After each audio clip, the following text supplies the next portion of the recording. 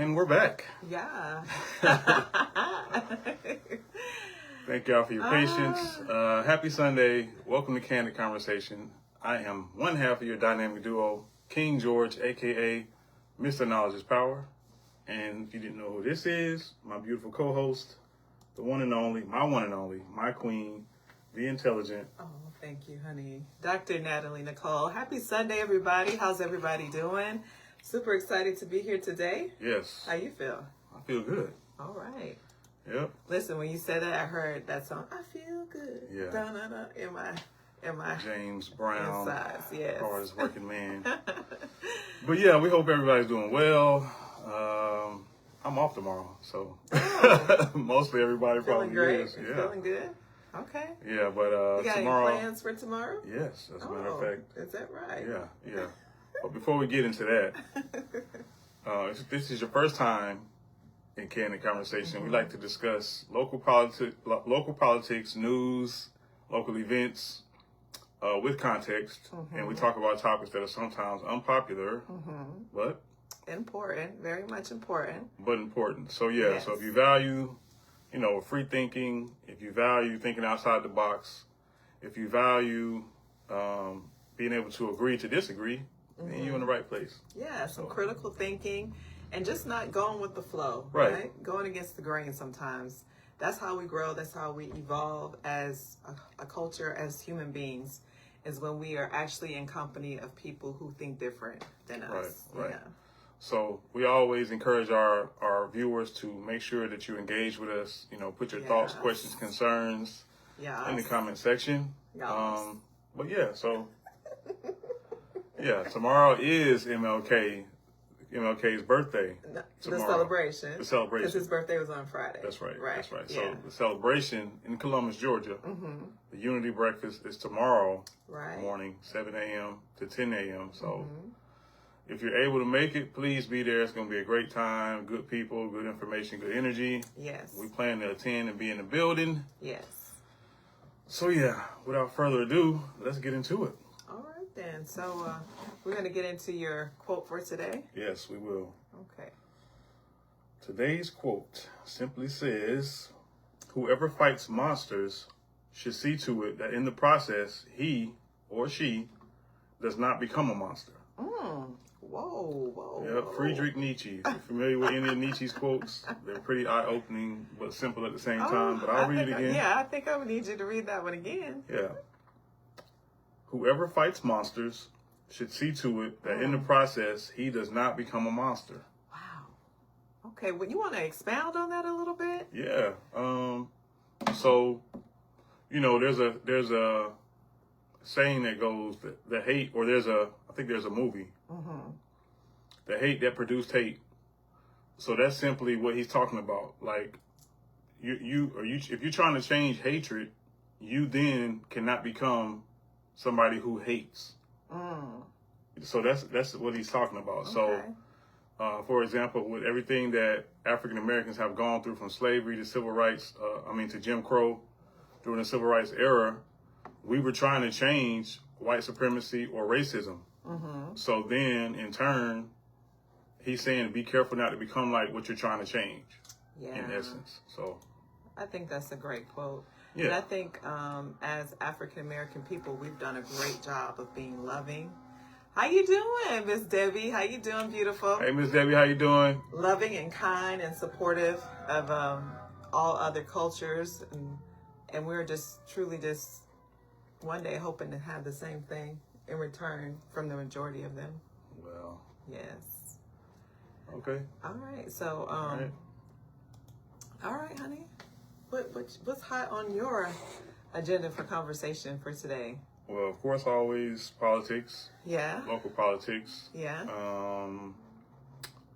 Community news, events that are coming up locally, and supporting small businesses and African American owned businesses.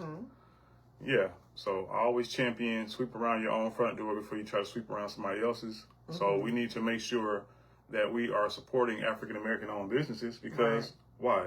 They're they're marginalized. Those are the ones who are left behind in essence. Okay. So in order for our communities to grow and get better, we have to pour into our own community. We have to invest in our own community and not expect someone else to do what we should be doing for ourselves. Okay. So we had an opportunity to attend on Saturday. Yes. The Dream Lives event. Yeah. What were your thoughts on that? How do you think that turned out overall? Man, listen, if you weren't there yesterday, you missed a treat. You missed a good time, good singing. You missed it. That's all I can really say. Like, you had to be there. Yeah. You had to be there to see how people showed up to carry on the legacy of Dr. King and what he stood for. Like, it was a beautiful thing. It was a beautiful thing. It was well organized. Yes. I loved how we met in front of the, what do they call that? The old government center. The government center. Yeah. And then we marched from there and they sang. Right. Until we got to the trade center, and then there was a few announcements, a few speaking topics, and then we went inside. And just from there, it just continued to unfold into this beautiful, mesmerizing event. Yeah. And again, I'm a little bit concerned because where was everybody at? Well, that's the unfortunate part about it. I mean, we had a great time. It was a lot of people there, right? Yeah. But it just should have been more. It should have been packed. Yeah. The march, no sitting room, anything. Listen, yeah, it should have been packed. Just off of what Dr. King stood for and what our people have been through, and to some degree still going through. So, you know, it should have been. The streets should have been packed. Yes. The venue should have been standing room only, which it almost was. But, you know, so yeah, we got to make sure we are continuing Dr. King's legacy and those who fought and died so that we could do what we're doing now and have the freedoms that we have now. So. Right. And it's always great to hear adults sing, right? It's always great to hear adults. But when we saw the babies singing, oh my goodness, very confident, just beautiful voices. I am so proud of what they brought to the table. They represented well on yesterday with their talent of singing, their gift of singing. And they say that the coordinator for the Dream Lives Committee is Miss Takara Hemingway. And she is the light skin, bright skin, long hair that was speaking and introducing some people on yesterday. Okay. And she also sang a couple of songs with some people on the inside. Yes. So shout out to her too. She has a beautiful voice. Thank you so much for your vision for this event. And then the band, honey, was amazing. Oh my goodness. Was that the Columbus Jazz? I think so. Yeah, that was what was the young lady's name who's now, I don't even want to mess her name up. It starts with an A. Yeah, we'll come back and put it into the description. But yeah, they did a great job. They did an awesome job. But like I said, if y'all weren't there, y'all missed the treat. Now they're gonna what's the word I'm looking for? They're gonna televise it. They're gonna put it on CCG TV. Right. I think tomorrow or Tuesday? Yeah, I think it's already there. Actually, when I checked it out, I think it's already there. Yeah, so if you didn't get a chance to attend, you can go back and watch it. You won't get the same effect that we got. Right. You know what I mean? Everything was live and direct. But we had a great time to the point where we didn't want to leave. Like it was tough, right? And we started to inch out, and then it was like someone from New Jersey or New York started singing. From Detroit started singing. I said, whoa. You know, he was like, well, let's wait for a moment. And then, it was great. And she brought the house down. Oh, my goodness. When I tell you that she has one of those voices, like, she's up there with some of the greats. Yeah, and you can feel it. When you can feel it on the inside, when it starts shaking and getting you on good on the inside, you know they can sing. Sing. With an A. So she was singing. Yes. So but shout out to everybody who showed up in the cold. You know what I mean? It was drizzling a little bit. You know what I mean? But it stopped. No, not enough for us to not come out. It was great. Yeah. Rain, sleet, or snow, we got to show up. Yes. We got to show up for that. Yes. And like Dr. Broadwater said, we do this for the future. That part. Dr. King and those in the civil rights movement sacrificed so we could do what we're doing and be a part of the Dream Lives. And we got to continue to, fight for that legacy so that it can continue with the youth. Right. So they can continue it because they might not. You never know. You're right. If people don't plant the seeds now, they might not continue it. You are so right. Yeah, and we got to do our part. Set the example, Right. lead by example Right. on how we should honor our ancestors and those who fought for us to be able to have the freedoms we have today, Right. it will disappear. Just like a lot of things they're trying to remove, education, history, Yeah. it will disappear. Yeah. So It will disappear. yeah, make it your business next year. Plan today that you're gonna be there next year, rain, Right. sleet, or snow. Yes. You're gonna show up and support. Yes. What Dr. King stood for. So, the mayor, he did slide in as he spoke about some of the elected, or not elected, I apologize, those that are running for elected positions. Yeah. Asked them to stand up because it took courage for them to be there. Oh, What thoughts? Did you have any thoughts about that? not at all. I mean, yeah. You thought it was appropriate? Well, I don't know if it was inappropriate or appropriate, but I didn't have a problem with it either way. You know what I mean? Yeah, I didn't have a problem with it either way. Well, okay, I take that back. So maybe that wasn't the place for that. Like this was celebrating Dr. King's legacy. It had nothing to do with politics. So Absolutely yeah. not. Okay, so yeah. Absolutely not. So yeah, so maybe it shouldn't have. Yeah, that wasn't a place to acknowledge those that are running for. And to say that it took courage. Because I'm saying now, I don't even think they know what courage means as it's compared to what we were there to celebrate and to honor. Going to jail, getting beat up, all kinds of things. Being afraid. Killed. Yeah, being afraid and killed. That is courage to continue in the face of those adversities. So I was offended. Yeah, well, so let me be objective. Okay, so know that I feel like that was not the appropriate time for that, but I do agree that it takes courage to run for public office. Yeah, it takes courage, but that's not the place and the time to acknowledge those, because it had nothing to do with politics. So yeah, and so do we kind of go into who was there and who wasn't there? No, I don't think so. Elected officials. We were there. Those who wanted to support. I mean, I know there was some that wanted to be there and for whatever reason couldn't be there. I mean, that's understandable, but. Yeah, I don't think we should go into, because that wasn't, we don't want to take away from the dream lives and what Dr. King stood for. Right. Okay. Miss Debbie says, I have something to say. He came to the parade last year in a dirty truck without a sign on his vehicle. Who is this? Who is this? Who is this, Miss Debbie? Who is this? Well, I'm just going to say, so we won't go into detail on who was there and who wasn't there, but there are people who are running for mayor that's supposed to support the entire city, be present for the entire city, and they were not there. I don't know if they showed up to the NAACP banquet that was there, and then if they'll be there tomorrow. But, these are opportunities for you to say that, some of this stuff I'm getting ready to say does not apply to certain people, because we know that they support and they're present at events like this.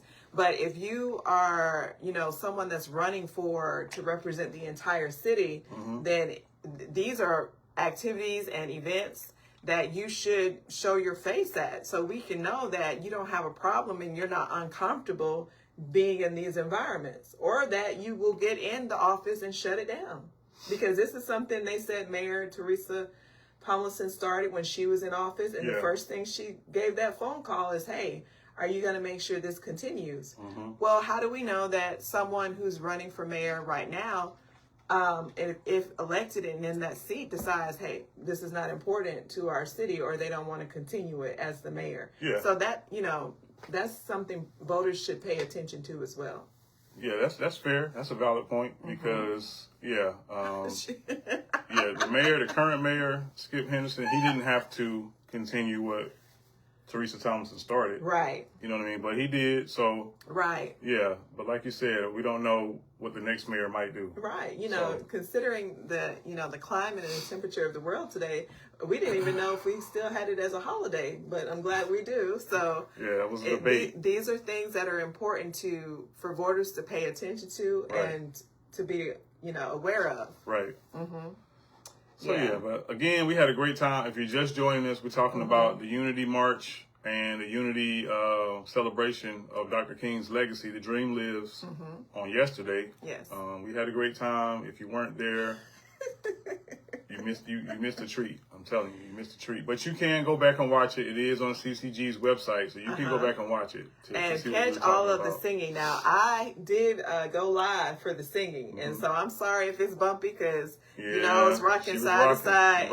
You couldn't stand still with what was going on in that room. And so I apologize if it's not, you know, straight, but it was amazing. And you can catch a little bit on our page as well. It was. Yeah, so... But yeah, so what we got next? So before that, prior to that, we had the, on Thursday, we had the forum, a candidate forum. That's right. It was at the Columbus Library on Macon Road. I say road, right? Yeah. On road. Shout out to Miss Teresa Elamine, who was instrumental in putting that together. Right. And so you weren't able to make it there in person, but you did get a chance to watch the live. So what are your thoughts on that? So, of course, it is great. It's really, really great to have these forums because it gives the citizens a chance, an up close and personal view of the candidates. You know what I mean? And it gives us a chance to ask questions, to properly vet the candidates to see, you know, who's fit, who's not, and so forth and so on. So, based on what I saw, I think it was. I would have liked to have seen more questions about things that are currently happening in the city, like with zoning, things that are going on with the budget, and what those candidates plan to do if elected when it comes to those issues. So I don't feel like I heard any questions regarding that. So I say all of that to say, when we're having these forums and when we're attending these forums, we have to ask the right questions. Like, right. Because, the candidates have the responsibility, but so do the citizens. Right. So the citizens have a responsibility. Absolutely. To do your due diligence, to know what to ask.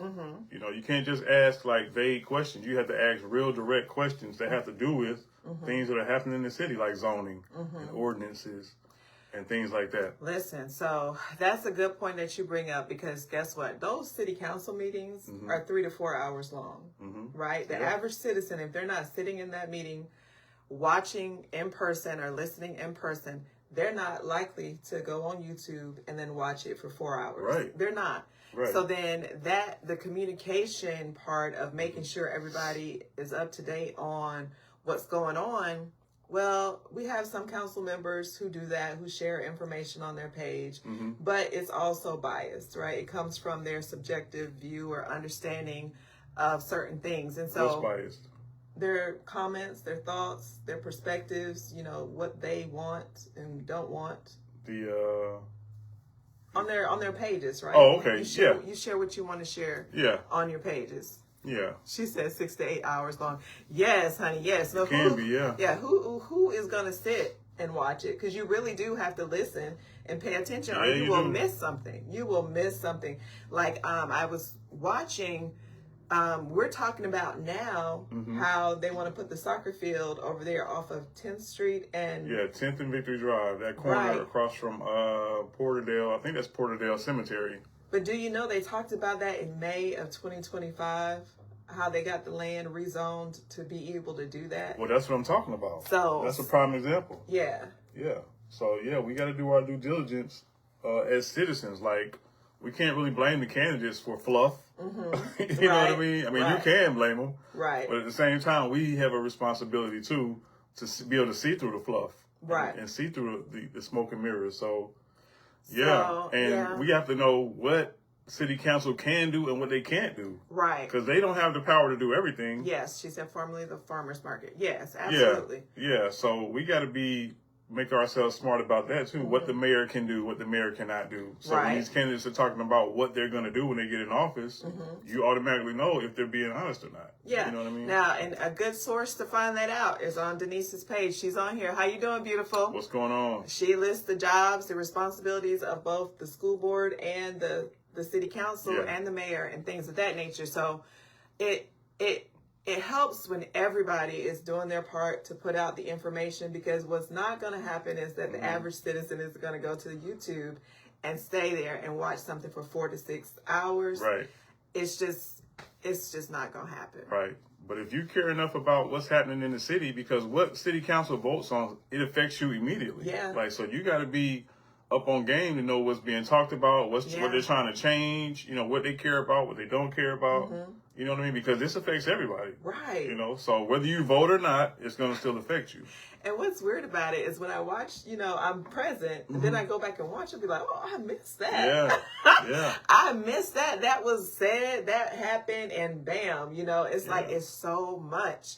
Yeah. Yes. Mm-hmm. When we all do our part. So back to the forum, right? Mm-hmm. So it was at the Columbus Library. Yep. A great turnout as far as citizens coming out and supporting and getting to learn some of the candidates. Mm-hmm. For the mayoral candidates, and to be fair, there was a lot going on that night. There was an event for housing or something else going on in the community at a church. On this night of the on the same night. Okay. So, you know, people were spread pretty thin. Mm-hmm. And Mr. Teresa had a pretty strict rule. You couldn't send a representative.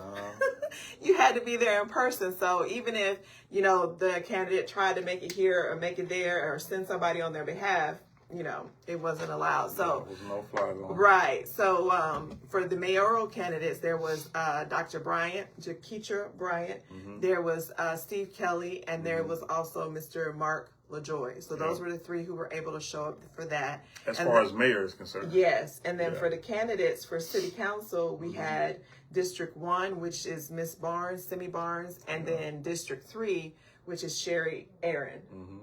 Those two ladies showed up. And listen, so can I be candid, right? Well, that's what we are. Yeah, that's what we do. Listen, of course you can. we love, and we respect Miss Teresa, right? So, however, I think the event started like an hour, almost an hour late, 30 to 45 minutes late, right? And so I know she likely solicited help from people, but I had to pick her up and bring her.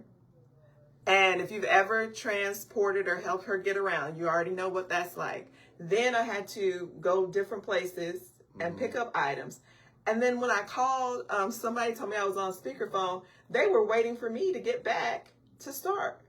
Okay. So I heard that she gave some announcements. She talked about some things. She allowed people in the audience to talk. But that took a whole bunch of the time that candidates really should have had, because there was a lot of questions. And the candidates did not get an opportunity to answer all of the questions. I mean, the stickies were piled up there because of the time and just, you know, running behind in that way. So things happen, but it really does take a lot of teamwork and effort to make things run smoothly. Yeah. And that's no shade. I appreciate and respect the fact that she hosted the forum, and it was a great turnout. But I do want to apologize because it was, when I say 30 to 45, I had to go to Dunkin' Donuts, I had to go to Panera Bread, and I had to go to Publix and pick up stuff. Yeah, and you know, things happen, you know, but yeah. Yeah. Okay. All right. Any other thoughts on? Well, you didn't give your thoughts about how you think the forum. Well, listen, I behaved. I didn't say anything. I was the facilitator. What does that mean? Because, you know, it was brought to my attention that some people were concerned about showing up because I was the facilitator. Well, they should be concerned. Well, I'm always going to be professional. But the thing is accountability. Had I had the opportunity to, you know, I wasn't in a facilitator role and asked them questions, some of the tough questions that you're asking about, I'm sure I would have asked. Likewise, if you were there, you would have asked those questions as well. So I listened to their, you know, prepared and ready speeches. You know, Mark LaJoy is, you know, all about, he said, crime and punishment. You know, we're used to law and order. This man says crime and punishment. And I think the sheriff department is exactly where he belongs and where he just needs to be. He needs to stop running for elected seats here in Columbus, Georgia, because he does not have the capacity to serve in an elected seat, in my opinion. Okay. And, you know, it should be very clear to him, for the simple fact that, you know, you got Steve Kelly. He's saying that he's an independent, but he voted for Trump. He also is on record saying that both sides did he say suck, or they got problems, or they got issues between the Democrats and the Republicans. But you have him who voted for Trump, and we know that. You have Kogel, who, you know, she can go for both sides, they say. Well, she wasn't at the forum. Right. Yeah, but what I'm trying to say, she wasn't at the what I'm trying to say is that over and over and over, his base of people or his support of people have shown him that they don't want him in office. They've shown him that multiple times. And so when they elect an African-American sheriff over you, sir, like, that should just scream loud and clear that you're not it. And so you're wasting money and wasting time. And that part for me just doesn't make sense. But like they say, it's democracy and everybody, you know, should be able to run freely. But where does the common sense come in? So that's my piece on Mr. LaJoy. You know, bless his heart. And he's a conservative Republican who curses like a sailor on his podcast. I'm confused. I'm very much confused. Then we have Jaquitra Bryant, Dr. Jaquitra Bryant. I apologize for saying her name wrong, but she looked literally like she had just rolled out of bed. She was wrinkled from head to toe. Her whole outfit was wrinkled. Honey, why are you looking at me like that? You told me to say it. You told me to say my candid. Go ahead. So I'm just being honest. She did, right? And so if you're so serious and you care so much about what you're doing and why you're showing up, the mayor is the highest office for our city. And you got to come correct or don't come at all, period. And so that is just an honest observation. If she was coming for an interview, if she was coming for anything else, you know, the expectation would be that you come presentable and that looking like you care. And that's just the truth. So, you know, she had great, strong voice, great speaking points. She had people in the audience there to support her as she was there. No real substance, though, based on what you stated about, you know, budget, policy, things of that nature. She cares about mental health. She cares about people healing and things of that nature. And you don't have to become the mayor in order to, you know, reach those types of goals in life. And then finally for Mr. Kelly, you know, so I was standing next to Mr. Kelly on my side, so I could see his face turning red. I could see him shaking and nervous and all kinds of things. But he had his little cards. He had his specifics that he's been repeating multiple times of the things that he wants to do for the city and the community. And so, that was it for the mayoral candidates. He did state, because someone asked him that he had been here for so long, you know, why hadn't he been doing things? Why don't we know you? And, you know, how do you just show up out of the blue? Yeah, that's a fair question. He said his military life was tough, a lot of deployments, things of that nature. So he was selfish out after he got out. Didn't want anything to do with the military, spent more time focusing on his family and things of that nature. Which is a fair question, fair answer, I guess, you know. But is it good enough to say that you're mayor material? I don't know. Yeah, and even if that's the case, that you've been deployed all this time, there's still work you got to do. Like, and we talk about this all the time. It's a natural progression. Like, you don't just, you have to have. Hit it, sir. Hit it. You have to have, you know, trust first. Like, power doesn't come before trust. People got to trust you first. And the only way they trust you is to see where you have been in the community, doing things to bring positive change to the city or to your district. You know what I mean? So I don't know why some of the candidates expect to be trusted. I mean, but that's what's happening. Like, yeah, power doesn't come before trust. Like, you got to be trusted first. Like, visibility, I would rather have, like, visibility does not equal leadership. Absolutely not. That doesn't equal leadership. So absolutely. Say that again. Visibility does not equal leadership. While we need it, while it's essential to what you're doing, but that doesn't translate to leadership. Yeah. So but again, citizens we have a responsibility to make sure that we're asking the right questions and holding these candidates accountable and properly vetting the candidates so that we can see who's serious and who's not, who's the right person for the job. Right.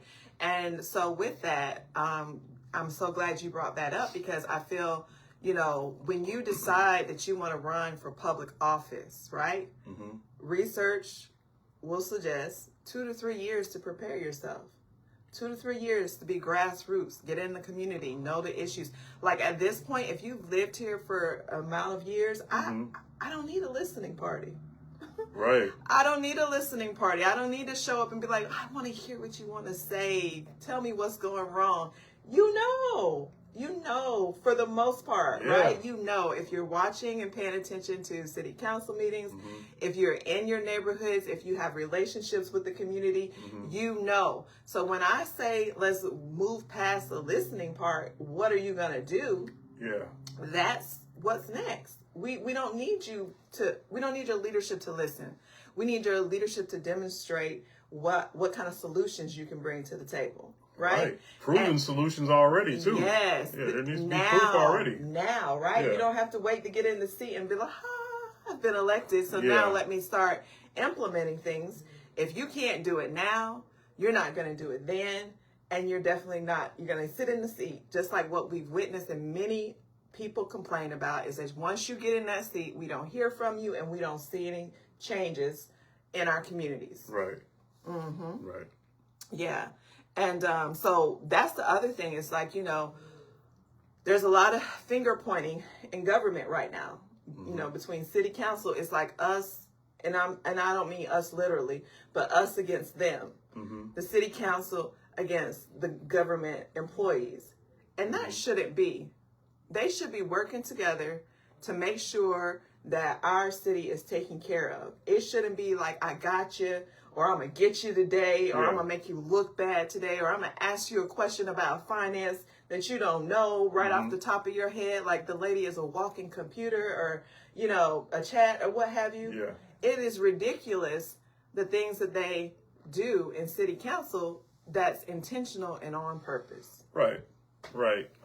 But you got to be, like I said, you got to be paying attention in order to see through all of this that's happening. Yeah, you do. And recognize it. Yeah, we got city council members who are sitting high and looking low on the citizens. Yeah. Who put them in office. You know what I mean? So that part. Yeah, we got a lot of work to do. And so that you mentioned that, I'm going to transition to this. Dr. Broadwater mentioned how when the public agenda comes on and people are coming to the podium to talk, people disappear.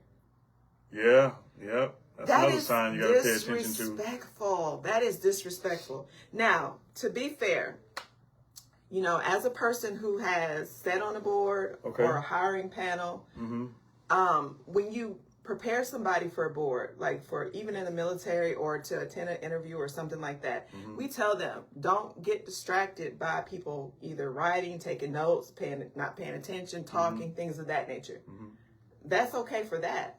But when your constituents come before you on that public agenda with a concern, that is the very last, that is not the moment that you get up and walk away and take a restroom break, get water, go behind the scenes and chit chat, whatever you're doing.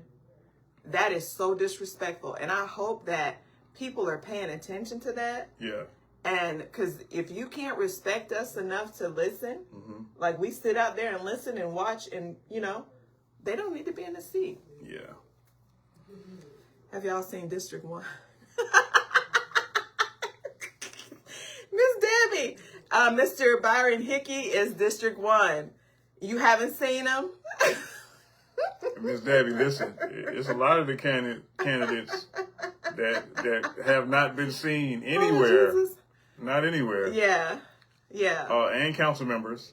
You can ride through the neighborhoods and tell whoever's district it is that they're not taking care of business, period. And when we ride through neighborhoods and you getting the receipts. Yeah, we're getting the receipts. Stuff is just bad. Bad. And so what's really sad about it is when people in the neighborhood been like, it's like this forever. It's been like this forever. Listen, I am a product of South Columbus, a product. Now, I remember as a kid, I don't ever remember there being like trash everywhere. I don't ever remember being abandoned houses. I don't ever remember seeing like all these closed down businesses. Like all the Crystals on South Lumpkin Road is closed. What else is closed on South Lumpkin? But the Destiny Fitness is closed. Right. Like it's like a ghost town over there. And then you got homeless people just taking up residence. Honey, that all church, over the south side. That one church, right? They have taken over their South property. Lumpkin Road. Listen, I don't ever remember it looking like that. Not ever. You know what I mean? So. Oh, yes, they have taken over the church's property. And from what I understand, the church told them they could be there. From what we understand. And I don't have a problem with that. But so my it's still an eyesore, though. That's where I'm leading it to. My thing is that, people don't want, if they don't want to go to shelters, if they want to camp out, if they want to live that kind of life, that's fine. And then when people give you the opportunity to use their property to do that, that's fine. But have some dignity and respect about yourself. It's trash everywhere. It's trash everywhere. It's carts everywhere. It's stuff. It just looks like it's accumulating. And that causes the eyesore for the entire community. Yeah. So that's the problem. Yeah, but that's why the citizens got to do a better job. The world is getting worse.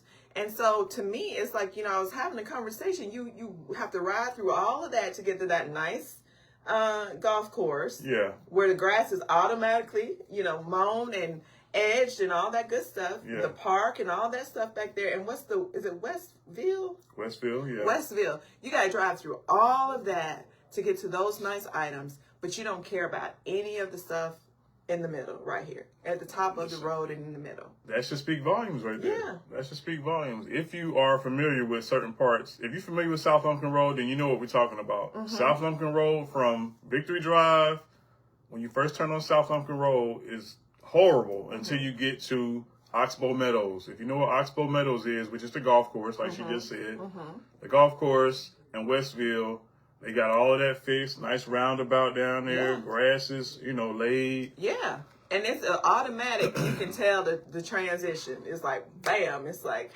you transition into another part of town. Yeah. So, and it just shouldn't be. Yeah. And South Lumpkin Road is not the only road that looks like that. There's parts of Fort Benning Road that look horrible. Casita Road looks horrible. We can go on and on. And Buena Vista Road, the construction's still going on Buena Vista Road, and this has been almost 3 years in. Yeah. And they still doing construction. So, honey, I was going to say the same thing because it's, sometimes we're hitting the same parts just to check and make sure if anything has been done. Yeah. But there are so many blighted areas in District 7. It is just crazy. Right. It is absolutely unreal. Now, I will say that when I went by the car wash place, and I was so happy when I saw that. On Torch Road? Yeah. Right and by... the orange. So they did some work? Somebody did something? I will say that I was so happy that the business was there, right? They had painted it nice, and you could tell there were people who cared about, the aesthetics and what it looked like for the community. I was so happy to see them there. Yeah. What happened, I don't know. But now the tires are there, and there are more tires. Every time I go, there's additional tires. But somebody picked up the furniture. It was trash and furniture behind. Somebody did pick that part up. So what they're doing with the tires, I don't know.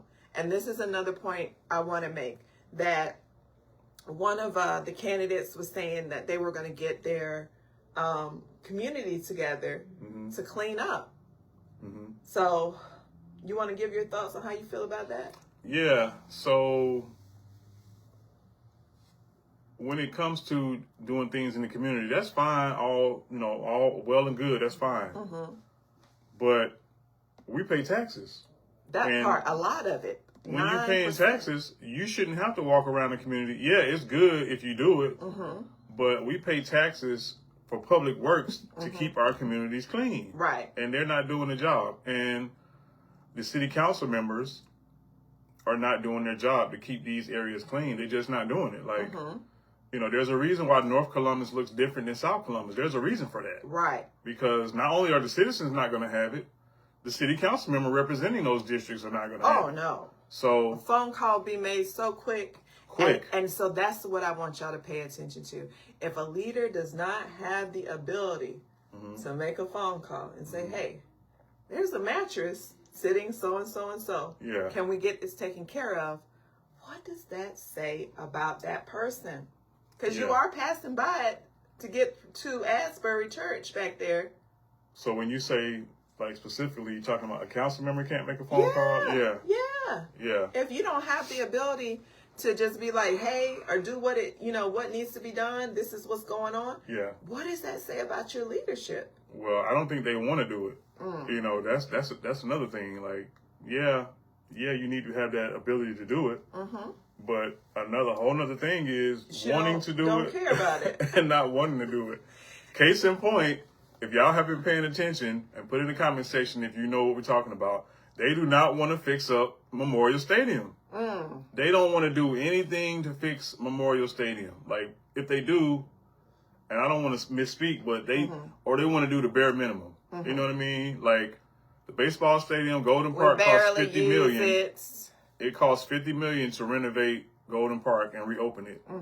But not a dime is going into Memorial Stadium. You know what I mean? So now that's what we mean. They said they put aside $1.6 million. But before I transition to that, I just want to say, so what I explained to the person is that as a candidate, what we want to see is that you have the ability to demonstrate leadership. That means that you know how to get the job done without taxing your constituents to have to get out there and clean up stuff that the city should not be passing by. That's where the tone needs to be set at the top. That it should not be okay, not ever, that you think you're going to ride through the community and see trash and you own a truck or you need to send a truck through and it's not taken care of. That should never be okay. So then we want to see them have the ability to demonstrate that they can employ the people that's supposed to be doing what they're supposed to be doing to take care of it. It's great, like you said, to have community cleanups, but that should not be the source of how things get taken care of in our communities. And so when I also say that, I lost my train of thought, to demonstrate that they can get those things done. I lost my train of thought. Well, we were talking about Memorial Stadium and the renovations and money that they need to come up with to because they were talking about how, now I haven't been inside the stadium in I don't know how long, because I haven't been to a Spencer Carver game in a long time. But from what I've heard, the seats are old and tore up, and the locker rooms, I think there's issues with the plumbing, there's issues with the heat or the air, but there's a lot of things that need to be fixed, and it's not getting done. And there's resistance to getting it done. Yeah, they said that the field is not big enough right now for a soccer to even play on there. So let me catch some comments real quick. Okay. Let's see what should be. Okay, let me see. Go back up here. All right. She said Crystals is closed over there now. Yes. Yeah. We need a gas voucher for residents affected by the bridge on Buena Vista. Okay. Having to go around, and they didn't think any of that out. Like, businesses are closing, KFC is closed down, I think. Well, I wouldn't say they didn't think any of it out, but the citizens got to protest it. Like, you got to go to the city council meeting and say no. You know what I mean? Just like anything else. When it comes to zoning, construction, and building, you got to go, just like they did when we were at the city council meeting. They came because they were trying to build, more homes over there? Or they were trying to... Right. Yeah, those citizens were in there. Like, no, we're not going to have it. Right. So that's what people got to do. So, yeah, the responsibility is on city government. But the citizens, we have a responsibility, too, to protest and raise concerns when stuff is starting to happen. Because they do talk about what they're going to start building before they build it. Right. So you got to be in there and be like, no, we're not, we don't agree with that. But get this, too. It falls on that elected official because they should have town halls outside of the city council meetings with their constituents and say, hey, this is what's going on. Let me get your thoughts. They sit on those council benches and be like, I ain't going to do this, and I ain't going to do that, and I ain't going to do that. No, let me get with my constituents and follow up and get back with you. They just make decisions. So and that's the part I'm talking about. That's the other part of it. Right. That they need to, as if we elect them in the seat, then they need to also make sure that they know some of these people are not watching these city council meetings. They know that they can't make it there at 9 o'clock in the morning or 5:30. So what's the next step? You have a town hall scheduled every month or however you're going to do it, and say, hey, this is the things that are going to affect our district. What are your concerns? Then you take your behind back to that darn city council meeting and you represent your people. That's Some how it people goes. are not doing that. Right. That's They're how it should go. that. That's how it should go. But that's Okay. not what's happening. Right. So what should be the relationship or limitations between council members and city department directors? So guess what? They shouldn't have no relationship outside of whoever the city manager is. That's how I feel about that. So, and I get that perspective from my S1 shop, right? If somebody, I got an S1, my supervisor is in charge. You're not coming in there to check nobody. Right. Right. You go through the person who's in charge. So that's how I feel about that, Denise. What's your thoughts? Yeah. Because if they have an issue or concern, they should know the channels in which that app to put in a request for service. Listen, District 7 didn't know about that, honey. The app to put in a request for services, she should know how to do that. Or she should know how to reach out to the city manager and whoever he gives her permission or them permission to reach out to and say, hey, I need this taken care of. That's it. Not reaching into nobody's departments, not, reaching into people's directors. Overstepping your boundaries. boundaries. None of that. Yeah. Let me see. And there was supposed to be a monthly report update about the tickets submitted to 311 by districts. So Denise, what I did notice, I did have a conversation with Public Works about a dashboard on their page. So they have put a dashboard on their page, right? But it's okay, right? You see all the work they have. That's all they're giving us is numbers about the work that they have. But what I really wanted them to do and what I asked for is that just like on codes and inspections, if you click on a dot, it opens up, it shows you the address and it shows you what's pending there. Same thing for Public Works, right? So instead of me reporting a mattress multiple times and then my neighbor reporting a mattress multiple times, we just should be able to click on something and see that Something's being done. It's already been in the system, so we don't have to submit the same ticket multiple times.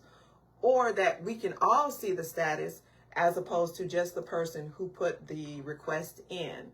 So that's how advanced I would like for them to be as it regards that. Yeah, and there needs to be a time limit because to prevent them just trying to stall you out, because they can easily put, closed out. Yeah, and I heard another lady on the council meeting saying she's like closed it out and was nothing done. Right, and that is the truth. Right, so that is the truth. But as citizens, again, we got to do our part.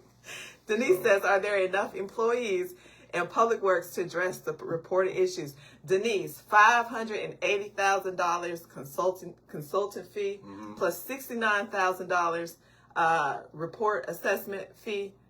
Yes, yes, there's money. There is people out there somewhere, and there's other ways to skin a cat, right? Right. Offer some, what do you call that, overtime? Right. And some different hours to allow people. It really boils down to a system issue. The people that are in charge not being creative, enough to figure out how to get things done. So that's what it boils down to. Yeah, it's time out for them. They don't have any. They can't give us any excuse of why they can't get this done because they found money. They found 50 million. They found 600 something thousand. Right. So they can find a way to come up with money when it's something that they want to get done. But when it comes to what needs to get done, all of a sudden there's not enough money or there's not enough employees or whatever excuse that can be had or whatever. So and we can't give them excuses. Period. Yeah, especially not with the director pay that they're getting and the deputy pay that they're getting and the city council. Like, I don't have any empathy for city council. It hurts my ears to hear them play the victim mode about we have so much to do and we don't have this and we don't have that. Well, have a seat. Have several at your house, your job, or whatever else that you have, but don't run for an elected position and then don't deliver. Period. And that's what's happening. And especially when you know upfront exactly what you're getting into. Right. You know exactly what the pay is, exactly what you're getting into. It's not a surprise. Right. It's not a surprise. And with that being said, that's why it's so important to hold these people who are running accountable, because a lot of them, they don't want to be held accountable. They just want to give you fluff. They just want to, tell you what you want to hear, make you feel good, get in office, kick their feet up, and do nothing. And that's what's been happening with some of these candidates who are currently on the council, sitting up there right now. So, yeah, we cannot take any excuses or any fluff or any rhetoric, excuses. rhetoric, yeah. So we have a job. We have to hold these people accountable. Period. We got to hold them accountable. Miss Debbie said, since I retired, it has been a full-time job reporting to the city services. You better say it. Yeah. You better say it. That it's part ridiculous. Is it's a ridiculous. Full-time job. It is a full-time job. It's ridiculous. When we got over there in our area, trash was everywhere. Tires everywhere. Months and months and months of service requests being closed out, not being taken care of. And I'm sorry, you're getting paid. Our taxpayers are funding your paychecks, right? And not to sound mean or disrespectful in that way, but for me to then spend extra money to rent a truck or do this and time and labor, you're not paying me for my business. Listen, they're called public servants for a reason. Like, it's their job to serve the public. Like, it's not our job to be, patting them on the back and telling them, thank you so much for letting us speak today. No. Yeah, the foolery.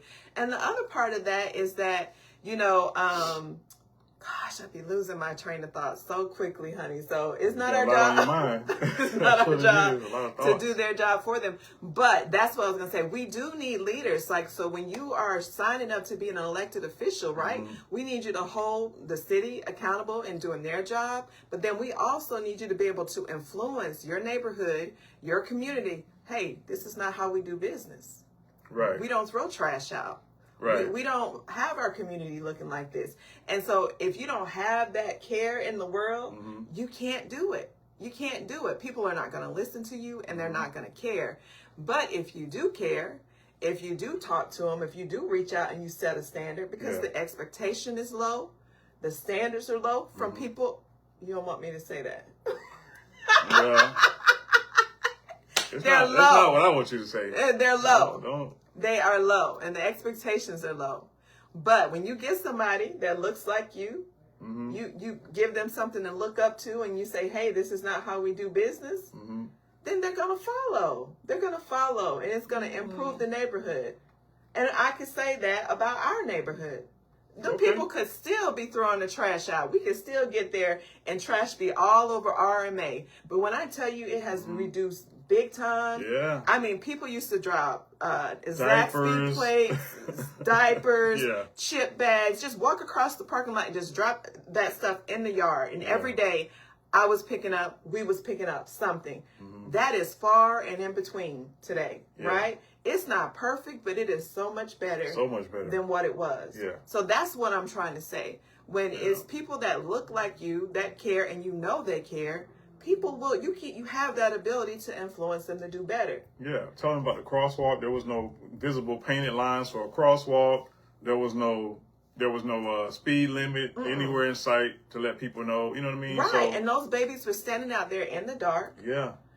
People fly through there. We still don't have no speed, no updated signs, no anything. Right. And so Hodge was like, well, we will talk to the principal about it, because my word as a citizen, as an African-American citizen, was not good enough.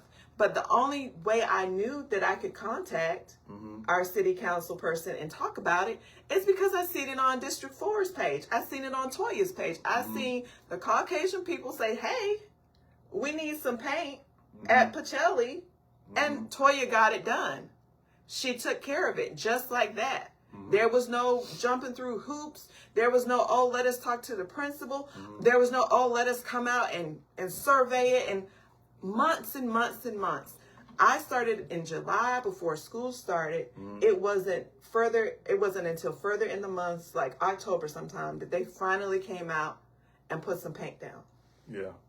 And those are real stories that a lot of people share and that people experience, and it's time out for it. We want people in those seats who really do care. Yeah. There's no way I should have had to jump through the hoops that we had to jump through when I saw it happen for somebody else overnight. Yeah, I mean, again, that's why certain parts of the city look better than others. It's not by accident. Right. Yeah, it's not by accident. Right. So right. They didn't want to put no paint down. They didn't. They didn't want to put paint down. And when I reached out to the principal and I said, hey, this is what I'm trying to do here, she said they had a hard time getting the blinking sign up there for 20 miles per hour. Yeah. You got people speeding through there, you know, and they're still speeding through there. So what they did temporarily, sent a few cops out. Yeah, you know, they did put a speed table out there, or a speed for a moment. Yeah, they did, and took it away. Why they took it away? Quick. Yeah, I don't know if it was costing the city extra money. Like that's a mystery why they took it away. Right. So maybe we need to look into that. Right. Yeah. And so you know, at some point, listen. Yeah. Yeah. But it's crazy. Yeah. The elected officials, of course, they have a responsibility to their constituents, but so does the constituents. The constituents have a responsibility to hold them accountable. Yeah. Don't wait until they get in the office and try to hold them accountable. You got to hold them accountable in these forums. Now. Yeah. And if they're not total in the line, then they do not get your vote. And then the other thing with that is that, you know, you have people that are in house right now, they don't return phone calls, right? You know, they don't return emails, or they'll do it right before that darn city council meeting, so that they can be like, I reached out and I returned your phone call because now you're on the public agenda. Right. That is too late. Yeah. That is too late. Yeah. So that's what we got going on with city council members and things that are happening in the city that needs to be changed quick. Yeah. Yeah. Yeah. So, okay. Let's see. What else we got? You had the illusion of choice. What is that, honey? What you was talking about on that? So when it comes to, well, you got to read the whole thing. Oh. if we want to talk about it. Okay. Well, is it on your phone? Because I don't have it on access to my phone. Well, I looked this up. What else you got? Yeah. So I'm gonna say this too. I went back to the city council meeting for May 27th, 2025, right? Because I've heard some different perspectives that the city council, or I'm sorry, the city manager is the one who hired or wanted the Malden and Jenkins company, the consulting company, to be our consultants. And that's not accurate. So there's an audit committee, and that audit committee is the one who requested that Malden and Jenkins do a risk assessment and a performance evaluation. And they requested also for a 5-year contract with them. So we're going on 7 years. It's been extended since 5 years.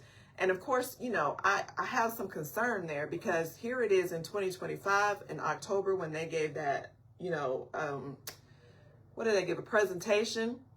They're telling us there's still no standard SOPs. They're telling us that, you know, there's certain things that's not in place. I'm confused. What exactly is really going on with all of this money and time, and what are they doing? I mean, I hear they're interviewing employees. When is it going to get to the point where they're actually working on stuff and fixing stuff and implementing stuff? Like, when is that part going to happen? I am so confused about that. And it doesn't make sense. So I get it that they did a risk assessment. That doesn't mean that they fixed the problem. They did a performance evaluation. That also doesn't mean that they fixed the problem. So who in the world is going to fix or start fixing the issues? Yeah. And I shared some information that I won't get into here tonight specifically. I'll talk about it later.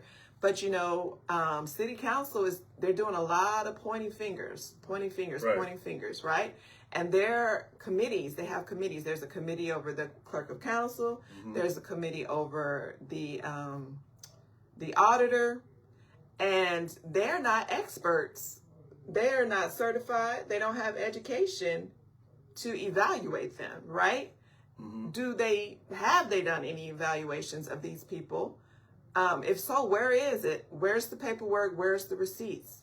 So to point the finger at other departments and, you know, bring up the fact that, you know, it's not mandatory or you're not doing what you're supposed to do, neither are you. Yeah. Neither are you.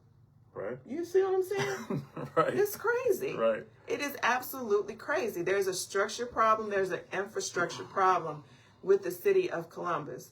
And I'm praying that the new mayor, whoever that may be, will really set the tone, because council is out of control. And also whatever's going on in those departments, at least the way it's being painted to us, is that it's out of control, and it is costing us a lot.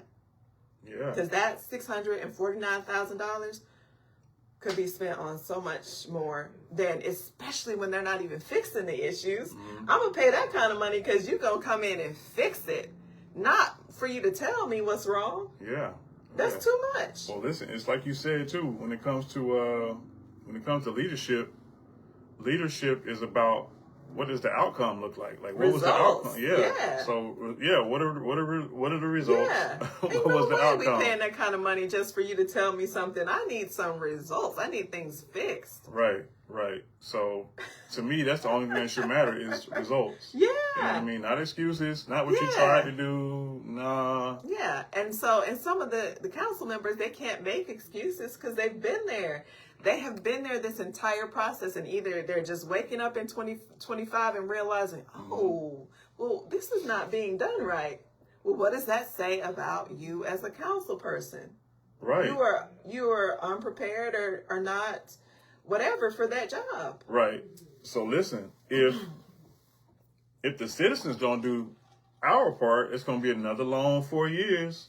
It's going to be another long 4 years. I'm telling you. So that we cannot afford. We can't afford it. We can't afford it. Literally, taxes are going up. You know, stuff is steady going up, and it's not by accident. Like, right. And so what I was going to say in reference to the illusion. How does it go?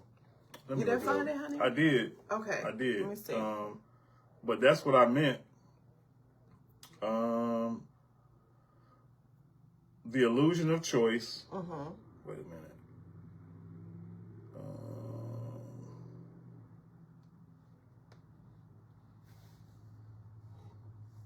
Yeah, I can't exactly find. But you sent it to me in text message. Okay. Yeah, in text message. So yeah, going back over, the city council meetings and, watching and listening, like some of these council members are not new. They've been here the entire time. And then to just all of a sudden have an epiphany that things are not possibly going wrong, but then also have a consulting company that's been with us for 7 years now, and they keep extending their contract. But this contract doesn't come with fixing what the problems are, And then I don't like the idea of council situating themselves as committees to be over professionals, certified professionals, like the internal auditor. Y'all can't tell her what to do. She is the person, she is the leader in all of those situations with the education and the background and the experience. So a lot of things are just jacked up as it regards structure, Yeah. And, Kogel is a business person, and Crab is a realtor, and who else is on? And Mr. Huff owns a funeral home, but they're over the clerk of council. Well, and that's why things like Dr. Broadwater talked about in the charter. Yeah. Stuff needs to be changed. Certain ordinances need to be changed. Right. You know what I mean? Because. Right. Yeah. The funeral home director can't come in and tell me how to do my job. You can't evaluate me on my job unless you've been trained or you have experience, an evaluation form on what I'm supposed to be doing. Right. It just don't make no sense. Right. So, but that's what we're dealing with. And people in departments who are over their department, but don't have the expertise of the people that they're over. You know what I mean? That part. Yeah. So. And also, I seen in a thing today where the director Angelica asked them twice. She said she wanted some clarity. So you're not approving administrative assistant, right, and another position for the finance department. They said no. They're not approving it, right? This is in 2025. So you're not approving for help. You don't want them to have the help that the director has said that they need in their department in order to meet the volume of work. But then you want to turn around and criticize them when things are not being processed properly or in a timely manner. That makes no sense. Yeah. And you know who asked for that? Anchor Pack. Well, Anchor, brand new to the council, and he's telling them what positions he don't want them to have, that he don't think they should approve. Yeah. But yeah, so the question remains, like, what city do we want moving forward? What type of city do we want for our kids and our grandkids? Because the way things are going, it's going to be business as usual if the same people keep staying in office and the same people keep getting elected who don't even know what to do. You know what I mean? So, people got to get out and vote. Now, she says, how does that compare to the school board committees?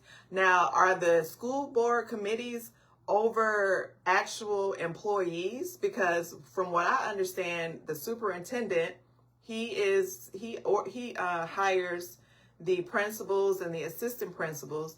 And of course, the principals and assistant principals, they do their within-house hiring, through the HR department. But I'm not sure about the committees that they have and who exactly that they're over.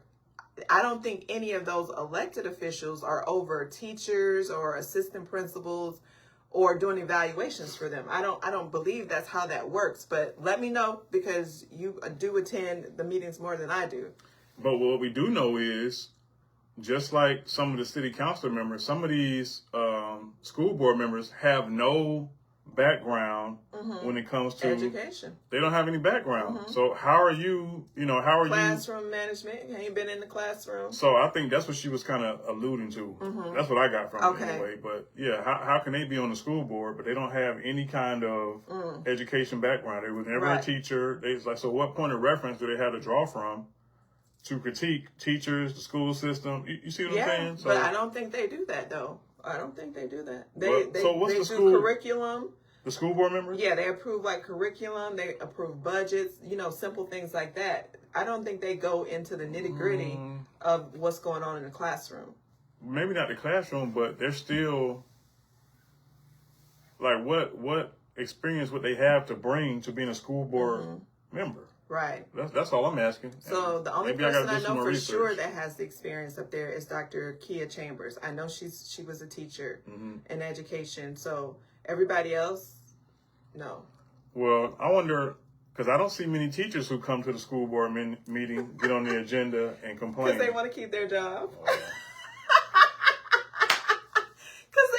Well, how are things going to change? Well, it's funny you mentioned that. Mr. Jim McNeely, I think is his name. He's on social media. I saw him on social media. He showed up to the forum.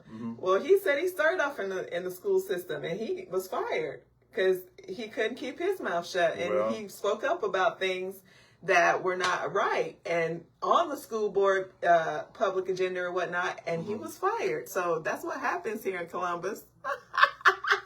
Yeah. Retaliation and firation. Right. Oh, it's Jesus. unfortunate, but yeah.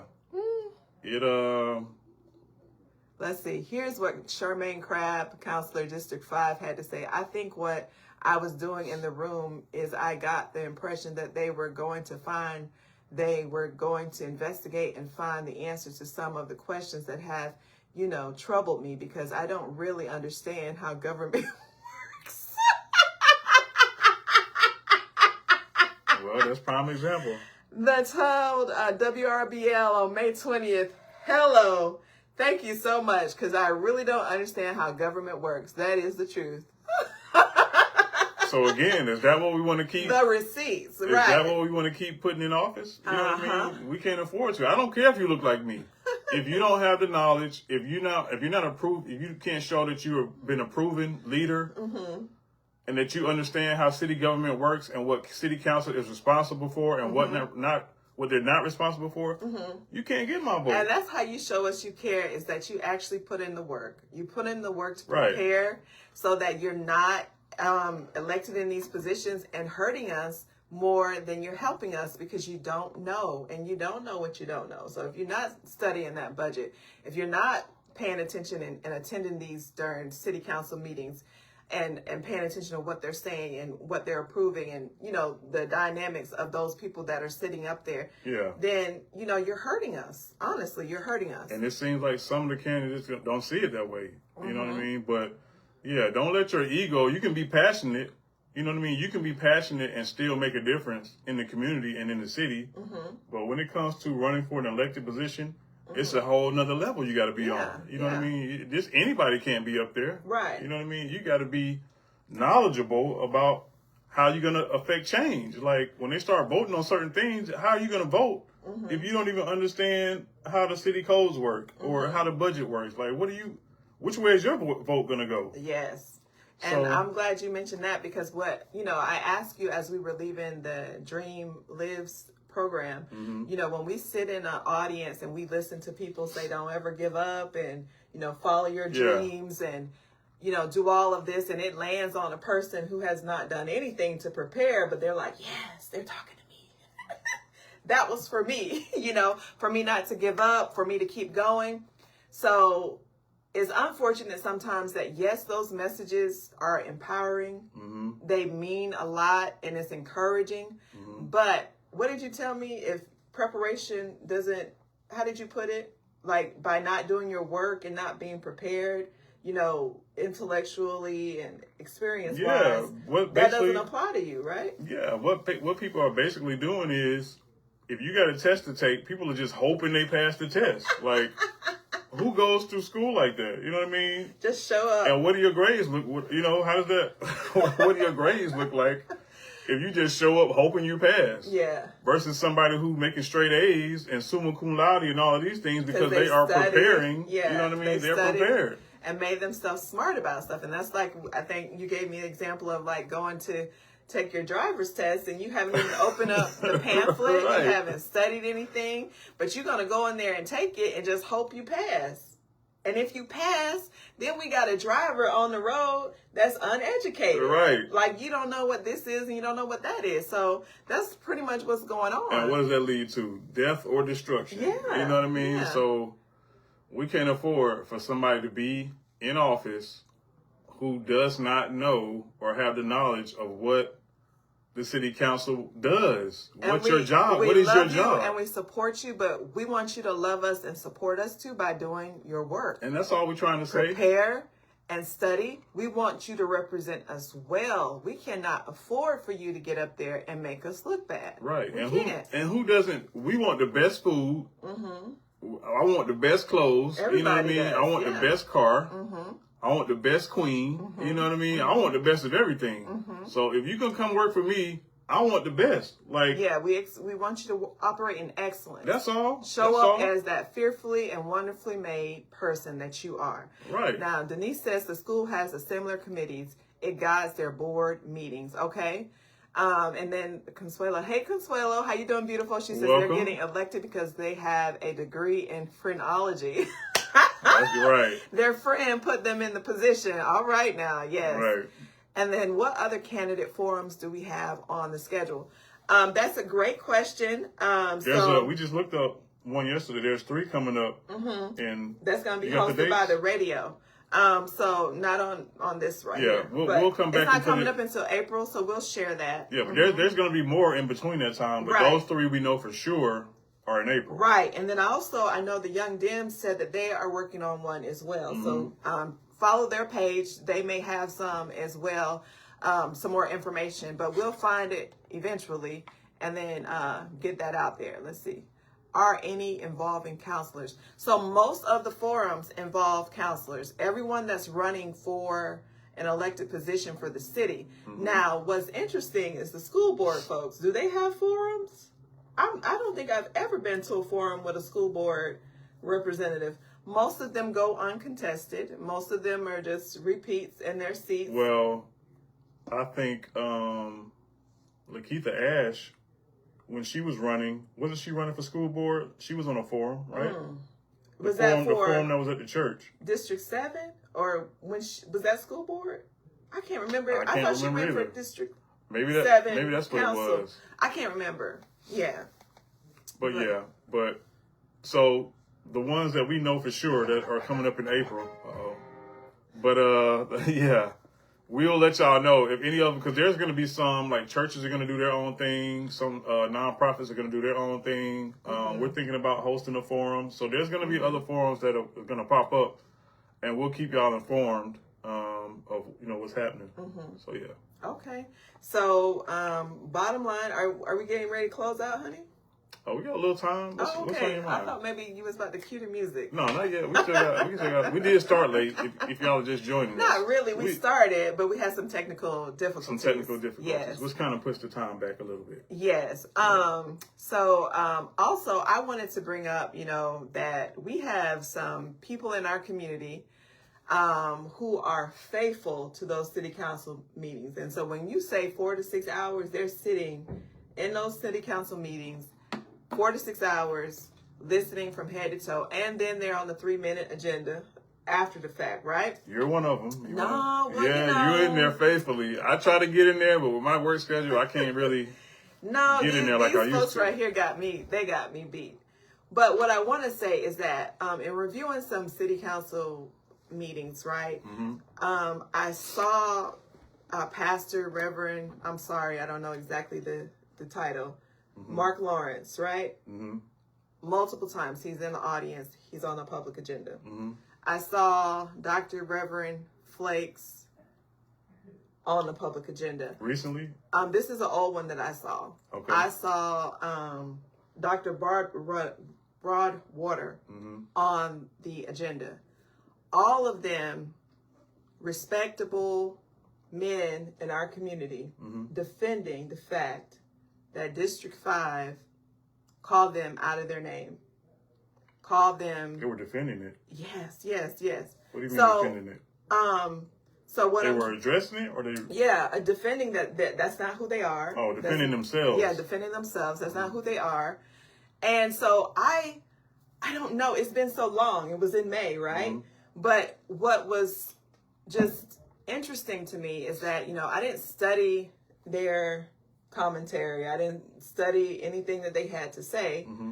But as I speak on the public agenda today, as I have submitted my concerns to the government and they don't respond, things of that nature, it's the same. It affects us all the same.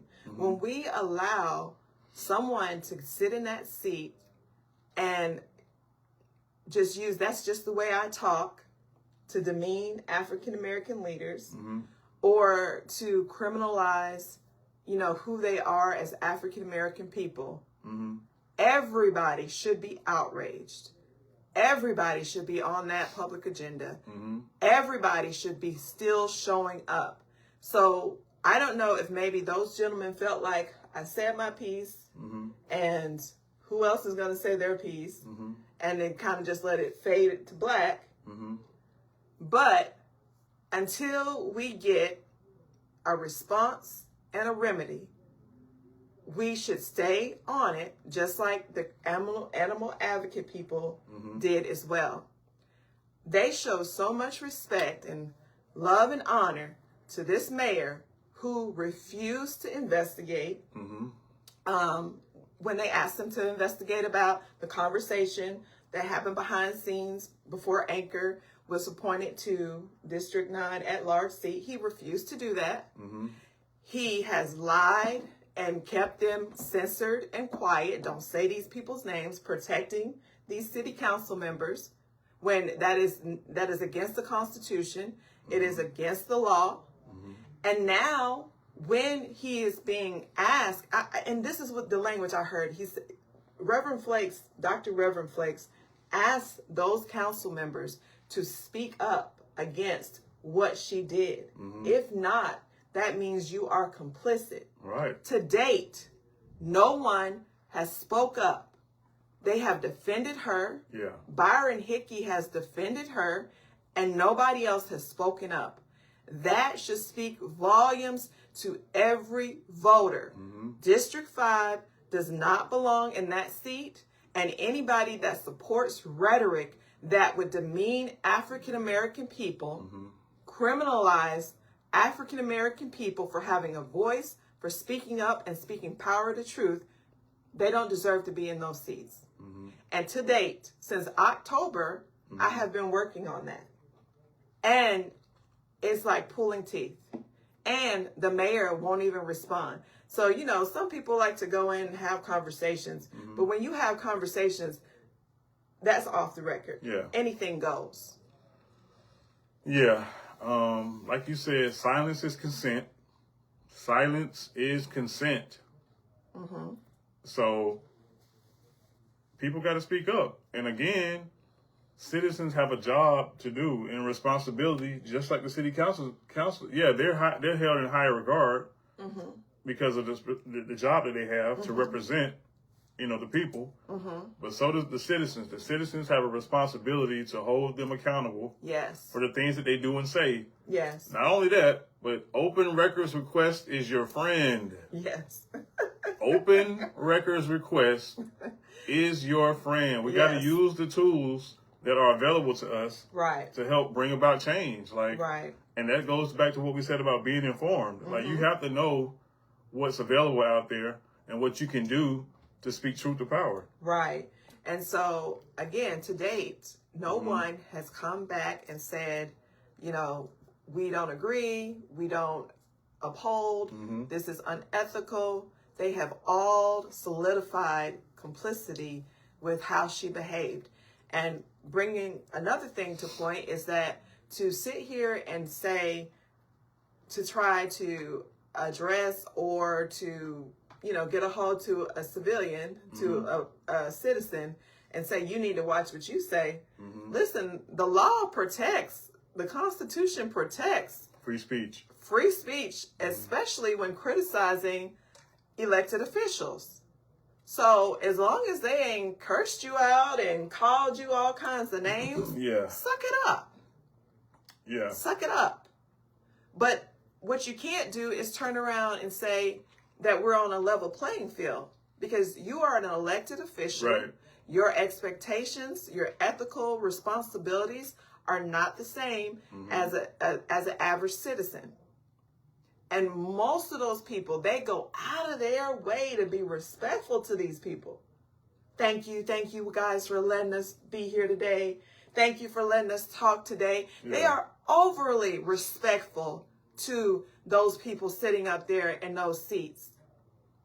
And there's no way that a city council person should open their mouths to defend what was said and done. There's no way that, Georgia Ethics Committee, whatever needs to be done, it should have been done, and it hasn't been done. So for all these people who just love the mayor so much and they think he's so great, your actions speak louder than words. Yeah. And just because he may think that you're a good black person and he likes you and he might give you a little here and a little there, it's not good for the greater good of all of the African American people in the city.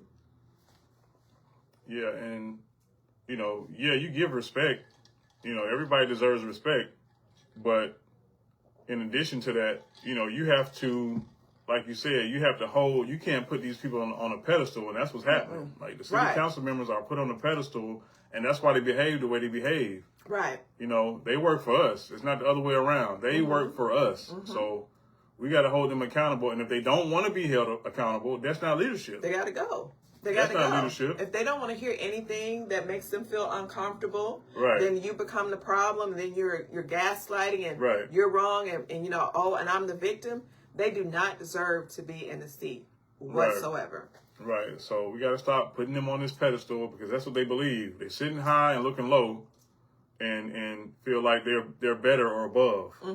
Right. Right. Let's see, the word bullies, and the city council is afraid their comfort card will be pulled, so they say nothing. Absolutely. Right. Absolutely. And so they have spoken loud and clear as it regards this simple something should have been done. You do not call people criminals. You do not get to call them mafiosos or whatever, criminal-like behavior. You don't get to do that as an elected official and get away with it. But right here in Columbus, Georgia, this lady has gotten away with it. And even though people have brought it to the attention of the city council and the mayor, they have refused to do anything about it. And guess what? That means that's Mr. Huff in District 3. That's Mr. Chambers in District 10. Was he here then? I don't think so. Okay, so maybe him. We have to and District 4, And even though they said things about them in the news and put cartoons and stuff in the news, about them, there's a standard as a elected official that you're held to. You don't get to do tit for tat, or I'm not going to do what's right because y'all did this to me. Right. And trying to get people fired and trying to, these people are playing dirty games up there. When you come up there get on the agenda, they are trying to retaliate and they don't take it on the chin. You know what I mean? Yeah. They want to go back and forth with you. Yeah. Or get mad, not because you're being wrong or that you're being unfair, but that you're holding them accountable. They don't want to be held accountable. Right. Especially not publicly held accountable. Right. So it's like we were both in the military. If you're in leadership, you have to have thick skin. Like, you can't be a leader and have thin skin. You won't last. You won't last at all. So it can't be, listen, another 4 years. We cannot have another 4 years of the panel looking like it's looking. Right. Right. And so I hope that Mr. Watkins, I'm waiting to the end of the month to update all the elected candidates that's running for a seat. They have been doing like their review and different things like that. I'm waiting to the end of the month to see who else comes out. Of course, we know District 3, new on the scene is Sherry Aaron and Zach Lee. And then I think that's all. And Becca Sajak is new. Now, when they kept saying Becca Covington at the Dream Lives, were they talking about her being on the committee, or were they talking about somebody else? Did she change her name? Because I need to know about that part right there. I don't think Becca Covington. They kept saying. Yeah, I don't think it's the same person. I hope not. But we can find out. But anyway, here's a sample of what Crabb said about City Manager Isaiah Hughley. He gets his little mafiosos to come and talk on the public agenda and, try to intimidate That's exactly council what she said. into voting the way he wants us to vote. And she knows that is not true. So what did she have to say on the record? Thank you so much, honey. I was wondering, what did she have to say? They welcomed the animal advocacy people. They wanted them to turn up in them chambers on every public agenda. Yeah. And they allowed them to. Right. They allowed them to. Nobody was feeling intimidated. No, because the fire and the heat wasn't on them. It was on the city manager. But when the fire and the heat and the accountability is on them, we want to be victim now. Right. We want to retaliate. Yeah. So we gotta, like I said, we got a job to do as citizens, just like they have a job and a greater responsibility for being up on the city council in elected positions. There's no other way to put it. Yeah. And it's time out for it. If what we got going on at the federal level didn't wake you up and then put some fire under your behind and be like paying attention and, hey, we can't allow certain things like this to happen in our city, I don't know what else will. We can't be passive in this election season. We don't feel it. We don't feel it as much on the federal level as we do on the local level. On the local level, we're going to feel it immediately. Yeah. On the federal level, it might take some time. But when these laws are passed in the city, you're going to feel it right away. Yeah. You know what I mean? And the way things are looking in the city, nobody can be proud of. Like the lady was like, if you're proud of Columbus, stand up yesterday. I'm not proud of our city. I'm not proud. Born and raised in Columbus, and I can tell you, I am not proud of what the city has become due to bad leadership and poor leadership. And just like, what's the word? Indifferent and apathetic leadership. You have people coming to you saying, hey, we have been wronged. This was inappropriate. You won't even censor or handle this person. But when somebody attacked you, you're reckless. You're the most reckless and arrogant individual I've ever met, blah, blah, blah. When he attacked you and he was coming for your job. But you're there to serve and to protect the citizens. What happened there? Right. What happened there?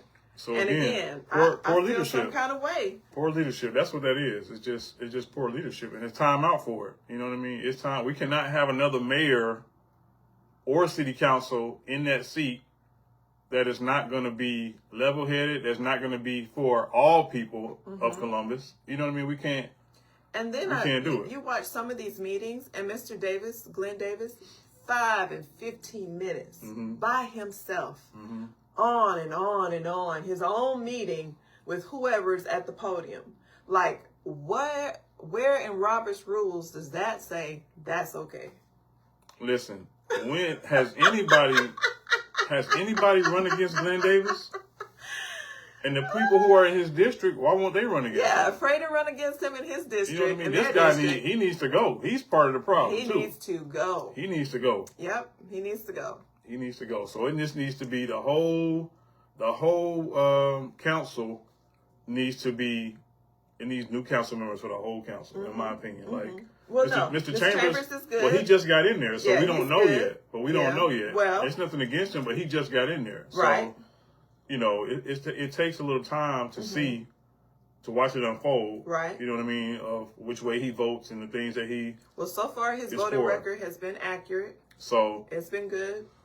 But yeah, but what do y'all say? What do we get right? What do we get wrong? Put it in the comment section. Of course, we always appreciate, you know, dialogue, and that's how we grow by, you know, constructive criticism.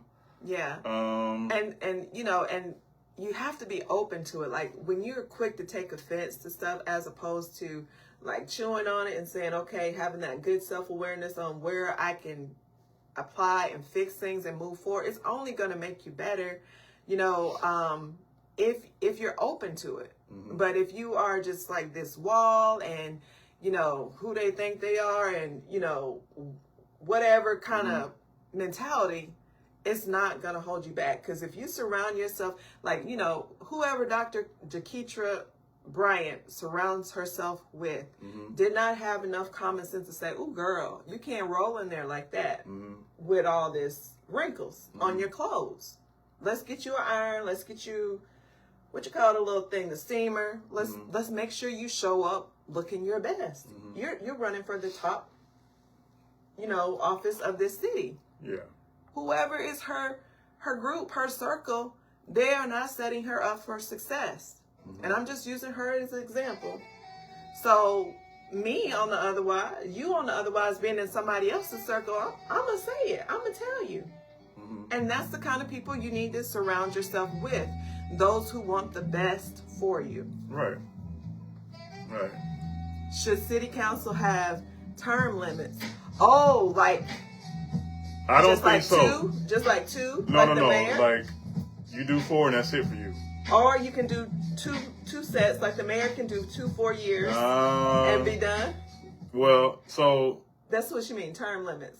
So he can't run for mayor anymore. So a term is 4 years, right? Yeah, but you can run 2. I'm kind of conflicted because a person could be a great mayor, but because there's a term limit, they got to go. You know what I mean? So I'm kind of conflicted there, but I mean, so yeah, it would be nice for those who get in there and just kick their feet up or keep causing problems or don't, you know, put the people first. They need to be 4 and done. Yeah. You know what I mean? Yeah. So, but then you might get somebody in there who does a great job, but it don't matter though, because we have so many in this city. Everybody needs an opportunity to be able to do it. So that's what I'm trying to say. So I think a term limit is great. I think that you get your 2 terms in, you get a minimum of 2 terms. If you get elected again, that's it. Bye. Not for years. Like, the lady died in her seat, honey. That is a no. She wasn't the only one. I know, but I'm just saying that's the first one comes to you. We don't want that. But like I said, people got to do their job and vote. Like, folks are not voting. You know what I mean? Like, some people don't even care. Like, they don't even care. So some people are comfortable. They're unopposed for years. Yeah. So I think terms is a good situation. I also think being able to fire them is a good situation, Denise. Right. That part. I think just like they can vote to terminate people, right, the citizens should be able to get on that public agenda and say, hey, we would like to have a vote to fire this person or that person. I think that should be absolutely a part of the program too. Right. So. Hello, beautiful. How you doing, Miss Ash? Yeah. Yes, honey. Yeah. Yes. Yeah. If you're just joining us, we're talking about should city council members and maybe some school board members should they have limited terms to serving on city council or being in an elected position So they have limited terms. I tell you, and with that school board, right, they hired the superintendent, right? They hired the superintendent, so of course they're going to do everything to support the person that they hired. But guess what? I'm so ready for him to be gone. I'm ready for him to be gone.